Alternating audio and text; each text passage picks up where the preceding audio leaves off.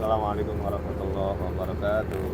Pemirsa KB Atom, hari ini Kamis pagi 11 Januari 2024. Posisi Ya, kita dalam Super perjalanan Erjen. ke Sibolga, Tapanuli Tengah Dalam perjalanan dari Bandara ketinggian Soekarno-Hatta 35.000 kaki di menuju atas Sibolga, permukaan laut. Sumatera Utara.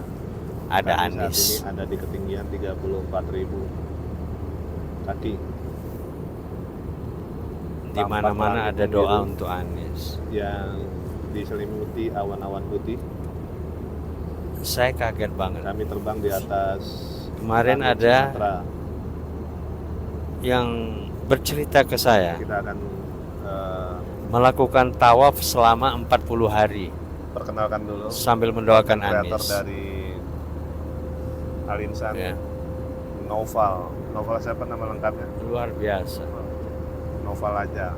Jadi Saya melihat bahwa banyak orang mendoakan Anies itu kalau SD atau SMP tanpa atau pamrih SMA ya. atau Lalu kuliah, kadang-kadang kalau Anies ada sendiri ujian nggak tahu nulisnya bahwa Noval aja. banyak orang mendoakan dia gitu. Hanya pada orang-orang tulus, Ini ikhlas, konten kreator yang satset dan akhlakul karimah ya. Bersama Noval yang membuat ada orang-orang untuk CEO mau mendoakan KBAnews.com, Anies. Bapak Ramadan Pohan.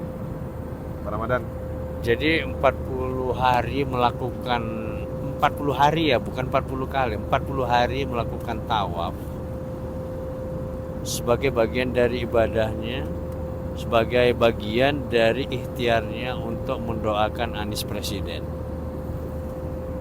Kadang-kadang gak masuk di akal.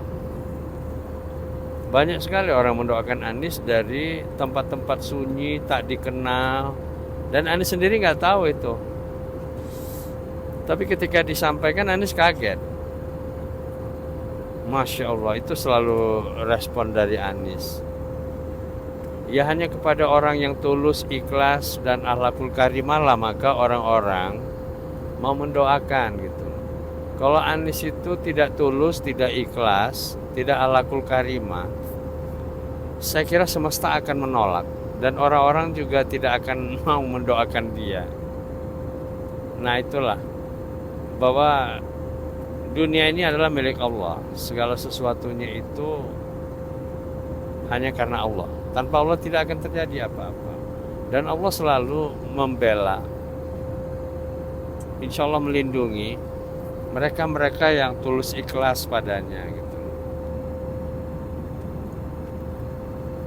Tadi pagi saya mengingatkan kepada Anies tentang seorang ibu dari kota ND yang mendoakan Anies dan berharap bisa bertemu Anies di kota ND, di tempat Taman Permenungan Bung Karno menuliskan Pancasila. Anies menyampaikan bahwa insya Allah ketika waktu memungkinkan dia untuk datang ke ND. Ya mudah-mudahan, kita tidak tahu.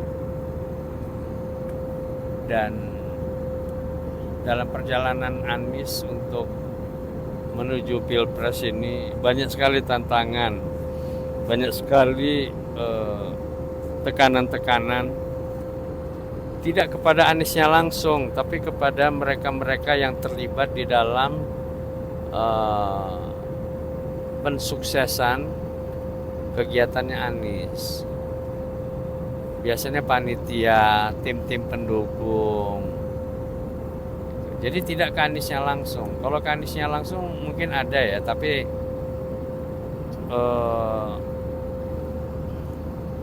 ya gak usah kita bahas sekarang lah. Yang itu pendukungnya aja lah. Segala sesuatu yang sudah dipersiapkan lancar, tidak ada masalah, tiba-tiba tidak ada izin. Bukan tidak ada, dicabut izin. Sedih juga ya.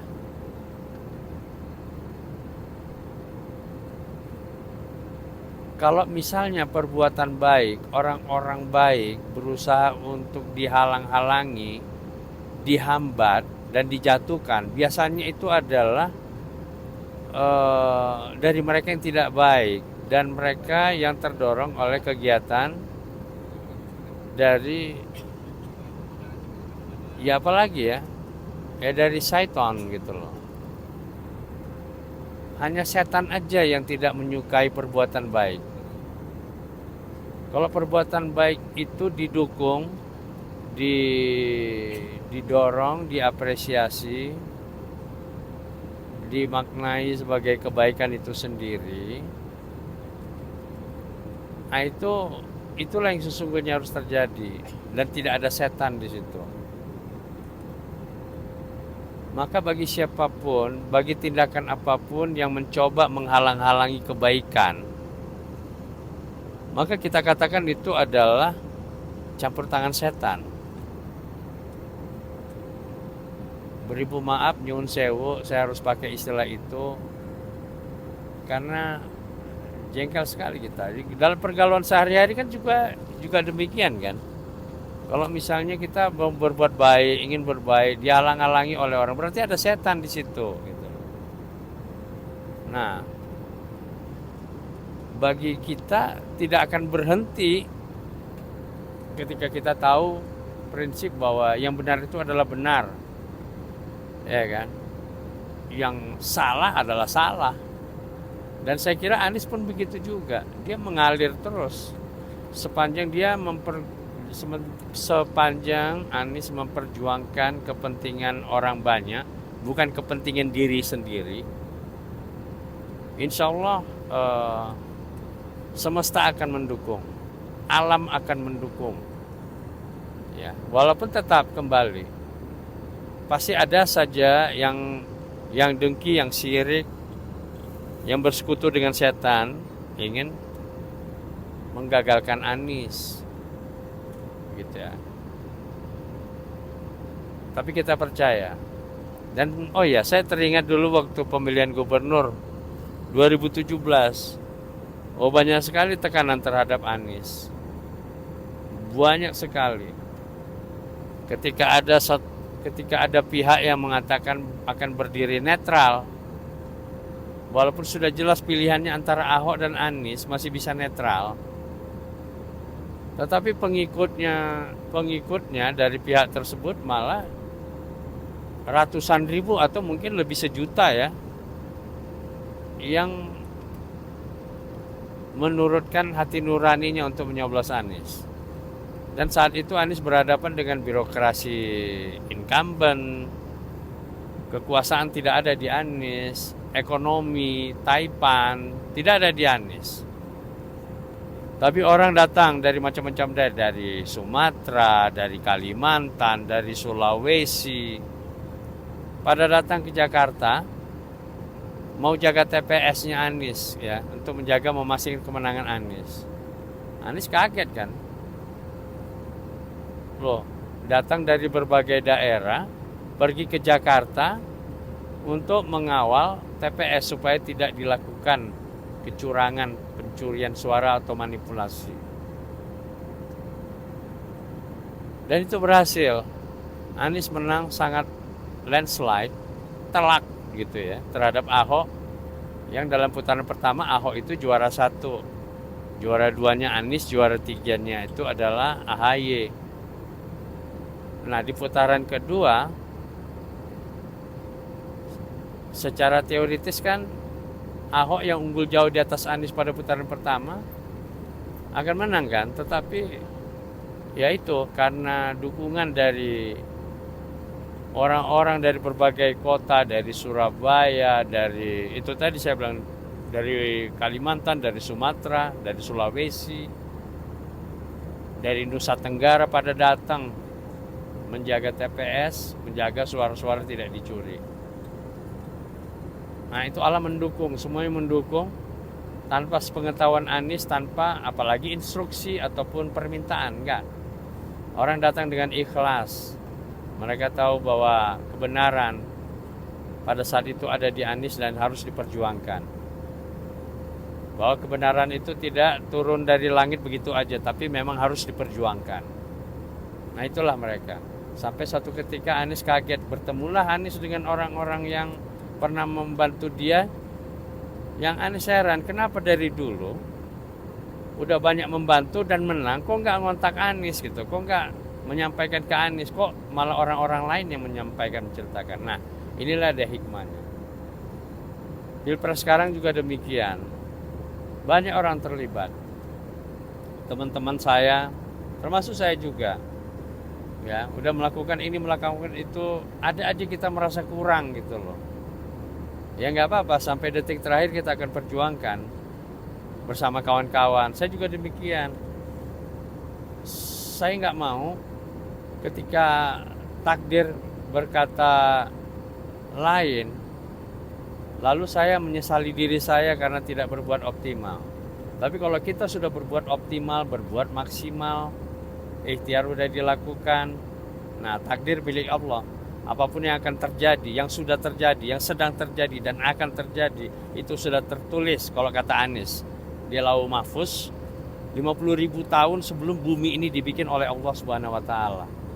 Jadi sebenarnya udah tahu hasilnya itu ya udah dari Allah gitu ya. Jadi kita sekarang karena menjalani takdirnya aja. Kita menjalani syariahnya saja. Menjalani pelaksanaannya saja. Jadi untuk itu ya bagi siapapun, bagi saya sendiri, bagi siapapun gitu ya, nggak usah terlalu ngoyo memaksakan kenyataan, memaksakan segala sesuatu itu gitu. Allah akan menguji kita, apakah kita menjalaninya, menjalani syariahnya itu dengan benar atau tidak, ya kan? Nah kalau kita sudah jalani secara benar, ikhtiar sudah dilakukan, semua sudah diperjuangkan, ya serahkan kepada Allah. Saya juga begitu. Apapun yang terjadi, ya itu sudah ada kehendak Allah. Tapi yang pasti, bahwa takdir adalah milik Allah. Kita sebagai manusia ini adalah ikhtiar. Nah itu saya bersama kawan-kawan kami diskusi kemarin. Jangan sampai kita itu menjadi menyesal, kenapa ya nggak kita lakukan ini, nggak kita lakukan itu gitu loh. Ya kan? Sama seperti saya bolak-balik menyatakan ada 83.000 desa di Indonesia ini. 83.000 desa itu banyakkan yang nonton debat Anies, yang tahu informasi tentang Anies, kebaikannya, kekuatannya, dan kelayakannya untuk menjadi pemimpin dan insya Allah kepada Indonesia. Itu kalau di perkotaan itu kan pada nonton debat ya. Mereka dapat informasi dari internet, dari media, macam-macam. Tapi kalau bagi yang mereka di pedesaan, yang tinggalnya indikatornya misalnya di dekat lumbung padi, dekat persawahan, dekat ladang, ya di daerah-daerah pertanian yang di dalam gitu, itu kan banyak tidak tahu Anies. Mereka tidak nonton debat, ya tidak terpampang juga kan di APK, apakah spanduk, stiker, apalagi baleho dan billboard. Nah di sini, karena saya mengkhawatirkan itu dan menyampaikannya kepada publik luas dan kepada kawan-kawan dan sebagainya, ya maka saya pun harus melaksanakan, makanya dalam kunjungan yang sekarang ini prioritas kami itu adalah ke desa-desa gitu, ke desa-desa dan bersilaturahim dengan rakyat di desa, dan ya mencoba untuk mendengar suara mereka. Andai kata mereka tidak tahu Anies, maka saya bersama kawan-kawan berkewajiban menyampaikan informasi tentang Anies. Apabila mereka tahu Anies tetapi miring karena bersumber dari informasi hoax, maka bersama teman-teman kami akan meluruskan informasi itu. Kalau misalnya di situ ada adu argumentasi nggak apa-apa, ya kan.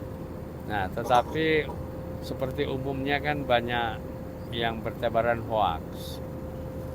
Ya, seperti itulah. Ini perenungan dalam perjalanan untuk kunjungan di bulan terakhir sebelum Pilpres ini untuk memastikan suara Anies. Lumayan lah dapat bersosialisasi ke ratusan masyarakat. Syukur-syukur bisa getok tularnya nanti sampai ribuan gitu loh. Dan kita tidak tahu kan suara dari daerah mana yang nantinya akan menentukan kemenangan Anies. Karena kita tidak tahu, maka kita pastikan itu bisa datang dari semua tempat. Maka itu siapapun yang menginginkan perubahan Indonesia, menginginkan perbaikan Indonesia, ayo kita rame-rame, kita lakukanlah yang terbaik. Kita gaungkan suara perubahan ini, suara perlunya perubahan ini bersama Anies Muhaimin, ya, agar kemenangan ini nanti bisa kita raih. Jangan sampai kita menginginkan perubahan, kita menginginkan perbaikan dari negeri dan bangsa kita ini, tapi kitanya berpangku tangan, kitanya diam. Ya nggak bisa kita mengubah situasi, keadaan kalau kita sendiri tidak melakukan upaya itu gitu loh. Di agama kan kita udah disampaikan, tidak akan berubah nasib sebuah kaum itu, ya kan, tanpa ada upaya perubahan dari kaum itu sendiri. Nah, janganlah kita menjadi orang-orang yang merugi. Merugi itu antara lain apa? Berharap tinggi terhadap negerinya, tetapi tidak mau turun tangan, urun rembuk, memberikan iuran. Iuran itu kan banyak, bukan hanya uang, iuran tenaga, iuran pikiran, ya kan, kepada negeri ini, gitu loh. Ya kan, kita ingin ada perbaikan supaya tidak fenomena orang dalam itu jangan ada lagi. Kemudian juga fenomena mafia-mafia di segala bidang itu jangan ada lagi. Dan kemudian kita ingin orang-orang miskin, orang-orang tak berdaya, mereka kaum marginal itu bisa difasilitasi dengan baik untuk kesehatannya, untuk pendidikannya, dan untuk kesejahteraan hidupnya gitu ya. Nah, itu harus diperjuangkan. Ya, inilah momennya. Ini apakah mau melanjutkan? Kalau sekarang banyak keluhan kan. Listrik mahal, air mahal, sembako mahal, pupuk susah. Ya kan? Dan cari kerja susah, dan kemudian mendapatkan keadilan itu susah gitu. Nah, apakah itu mau diteruskan gitu loh? Nah, ini kan pilihan bagi kita sendiri. Kalau kita ingin melakukan perubahan, ayo mari sama-sama kita. Satu suara kita sumbangkan, itu kan memberikan arti. Bukankah angka 1 juta, 10 juta, 100 juta itu dimulai dari angka yang 1 gitu. Nah, angka 1 itu tidak tahu kita dari mana. Bisa dari Anda, bisa dari dia, bisa dari mereka, bisa dari saya, bisa dari siapa aja. Itu tidak tahu. Nah, marilah kita untuk menjadi orang yang ke-1 itu. Ya, ke-1 ya, bukan orang yang keberapa, ke-1. Nah, kalau semua orang 100 juta ingin menjadi orang ke-1, 150 juta ingin menjadi ke-1, udah juara kita 1 putaran. Gitu loh. Nah, itulah dari perenungan kita dalam perjalanan. Semoga apa yang kita lakukan ini benar-benar diniatkan tulus, diniatkan ikhlas, ya, untuk karena kepatuhan kita kepada Allah, pada kebenaran, dan kita percaya bahwa pasangan Anies Muhaimin ini adalah yang terbaik. Kita bisa menitipkan harapan kita bisa menitipkan gambaran ideal masa depan Indonesia gitu. Dan saya bisa pastikan kalau misalnya gini contohnya, kalau misalnya di Prabowo, saya nggak punya jaminan apapun untuk memastikan perubahan perbaikan bagi Indonesia ini akan terjadi, akan dilaksanakan. Yang pertama, Prabowo itu terlalu jauh jangkauannya bagi saya, ya juga bagi rakyat saya kira gitu. Ya, tapi kalau pada Anies, dan Muhaimin, itu jangkauan itu dekat sekali bagi kita semua, dekat sekali. Bukan hanya kepada Anies Baswedan dan kepada Muhaimin Iskandarnya aja, kepada siapapun yang ada di lingkaran Amin, di lingkarannya Anies Muhaimin, bisa menjadi alat untuk penyambung informasi, masukan kepada mereka kalau mereka jadi presiden dan wakil presiden. Ya, rame-rame ada 1.500 simpul relawan Anies siap akan menjadi penyambung aspirasi rakyat ketika Anies Muhaimin sudah menjadi presiden wakil presiden. Dan kepada saya pun dengan sukarela akan melakukan itu gitu. Nggak akan mungkin juga kita kawan-kawannya Anies yang kita berjuang untuk bersama Anies gitu ya. Setelah Anies jadi presiden kita tinggal diam dan tidak melakukan koreksi ataupun tidak atau lepas tangan. Jangan, nggak kayak gitu. Makanya saya katakan bahwa masyarakat luas bisa menagih Anies gitu dan Muhaimin, apapun janji yang disampaikan oleh Anies dan Muhaimin, apapun bisa. Karena apa? Kita ada 1.500 simpul relawan. Dan juga ada orang-orang yang beredar terus yang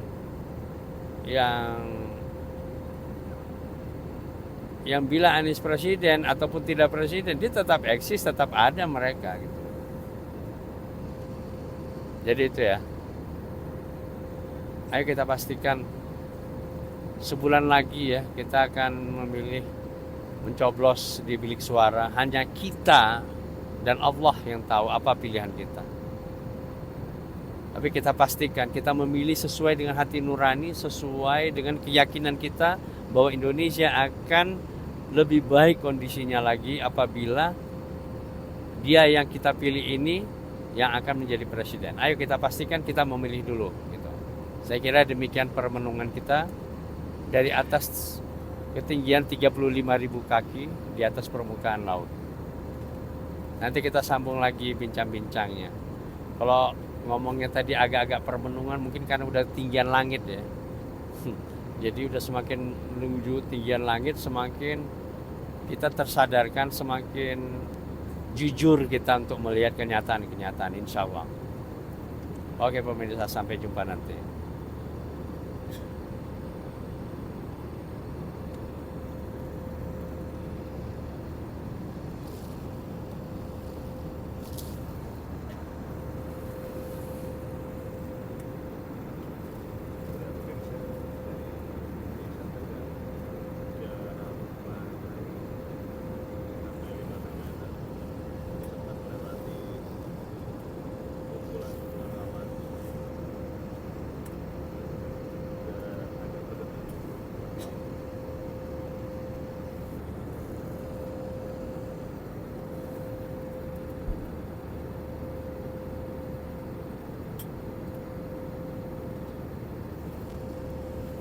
Pemirsa KBA Talk, demikian tadi kultum kuliah 17 menit dari CEO KBA News, Bapak Ramadan Pohan. Di tengah perjalanan di atas 34.000 kaki, rupanya ada pesan-pesan spiritual transendental yang beliau sampaikan. Beliau memang spiritualnya bisa dibilang bagus ya. Baca Al-Qurannya juga bagus. Jadi nasihat tadi baik sekali. Jarak pandang kira-kira 5 km, masih tampak langit membiru. Kita ada di atas awan di langit Sumatera menuju Bandara Silangit. Perjalanan dari Bandara Soekarno-Hatta ke Bandara Silangit sekira 1 jam 50 menit. Ini untuk agenda menyambut Pak Anies, insya Allah besok hari Jumat 12 Januari 2024 Pak Anies akan menyapa warga di Sibolga dan lain-lain. Insya Allah kami akan kabarkan di KBA Talk Fit Al Insan. Terima kasih pemirsa. Assalamualaikum warahmatullahi wabarakatuh.